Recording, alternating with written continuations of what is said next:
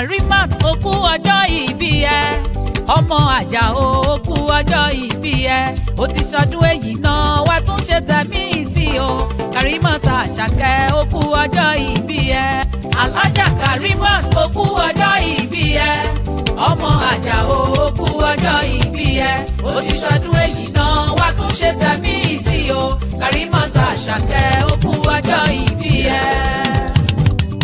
Gbogbo 31st of October lọ́jọ́ ìbí ẹ ó kú oríire ó kú ọjọ́ ìbí ẹ.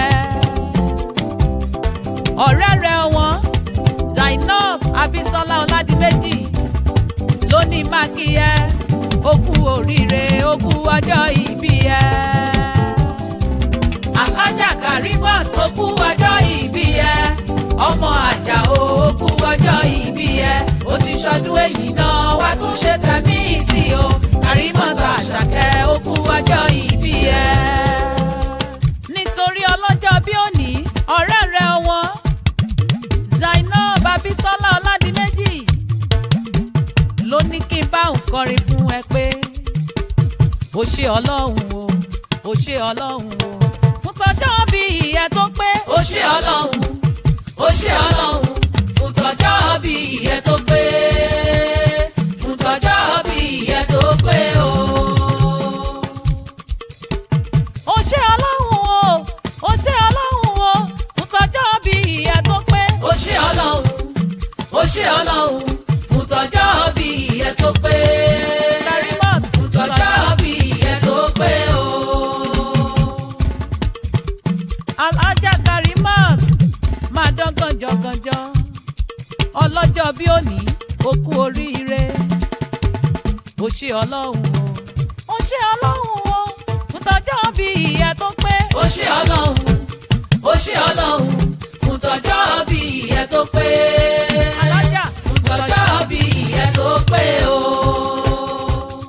Ó yá ijó díjó ọlọ́jọ́ bí òní Alhaja Karimat Abisola Àṣàkẹ́ ọmọ Àjàó ọlọ́jọ́ bí òní ó kú oríire happy birthday.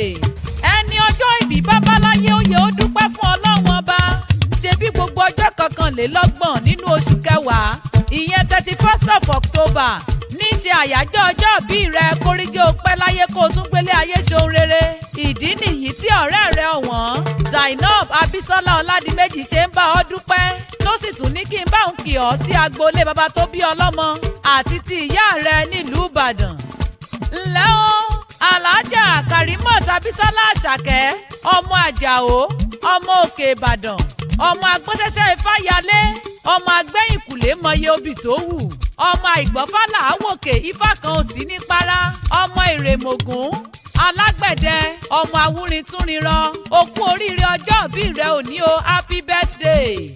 A kì í nílé bàbá kámánì tìyá ẹni ṣebí wọ́n lọ́mọ ojúrábẹ sá tí ò gbọ́dọ̀ fojú kabẹ ojúrábẹ ó lé gẹ́ngẹ́ ṣebí wọ́n lọ́mọ ojúrábẹ sá tí ò gbọ́dọ̀ fojú kabẹ ojúrábẹ ó lé gẹ́ngẹ́ ìwọ gangan lọmọ Ìbàdàn nílé Olúyọ̀lé ọmọ ajórosùn ọmọ ajẹ̀gbíyó ọmọ àfikàrà ń fọ́rimú Ìbàdàn ẹ̀mẹ̀sì ọ̀rọ̀ ẹ̀ ògọ̀ ogun Òkóbàdàn rí olórí ológun ní bàbá ẹ̀yìn jẹ́ ogun Òkóbàdàn rí olórí ọlọ́rọ̀ ní bàbá ẹ̀yìn ṣe Ìbàdàn ìlú Òjó ìlú Ògúnmọ́lá ìlú Àjàyí ìlú tó gbonílé tó tún gbàlejò ẹlẹ́yẹlé lomi títẹrú tọmọ láyípo mu àṣejìrẹ́ lomi abùmúbùwẹ̀ nílẹ̀ Ìbàdàn. Alhaja Karimat Abisola Àṣàkẹ́ ọmọ Àjàó ọlọ́jọ́ bí òní lágbára Ọlọ́run wà pẹ́ láyé ojú rẹ ò ní rí bí gbogbo ojúmọ́ tó bá ti ń mọ́ lókè èèpẹ̀ ojúmọ́ ire ìdùnnú ni yóò máa jẹ́ fún ọ ò ní lùgbàdì àìsàn.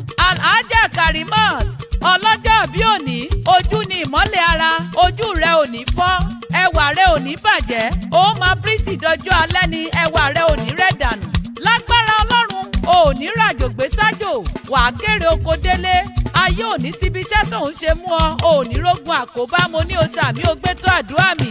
Alhaja Karimat Abisola Àṣàkẹ́ ọlọ́jọ́ bí òní lágbára Ọlọ́run owó ni yóò máa wá ò ní wówó tì àwọn òbí rẹ wọn ò ní dààmú ìyàlé ọ lórí o ò ní dàrúkà fẹ́ bí àtọ̀rẹ́ lágbára Ọlọ́run ó ti wá ṣe ọjọ́ òbí rẹ tọdún yìí àti ṣe tẹ̀mí ò ní nira fún ọ ọ̀rẹ́ rẹ ọ̀wọ́n Zainab Abisola Ọládìméjì ló ní kí ọ wípé happy birthday ìgbà ọdún kan ni mo ní o ṣàmì ẹ̀. ó ṣé ọlọ́run o ó ṣé ọlọ́run o fún tọjọ́ bí ìyẹn tó pé. ó ṣé ọlọ́run ó ṣé ọlọ́run fún tọjọ́ bí ìyẹn tó pé. fún tọjọ́ bí ìyẹn tó pé o. ó ṣé ọlọ́run o ó ṣé ọlọ́run o fún tọjọ́ bí ìyẹn tó pé. ó ṣé ọlọ́run ó ṣé ọlọ́run fún tọjọ́ bí ìyẹn tó pé. Karimot fún tọjọ́ bí ìyẹn tó pé o. Alhaja Karimot máa dán gànjọ́gànjọ́ ọlọ́jọ́ bí òní ó kú oríire. ó ṣé ọlọ́run o ó ṣé ọlọ́run o fún tọjọ́ bí ìyẹn tó pé. ó ṣé ọlọ́run ó ṣé ọlọ́run fún tọjọ́ bí ìyẹn tó pé. Alhaja fún tọjọ́ bí ìyẹn tó pé o.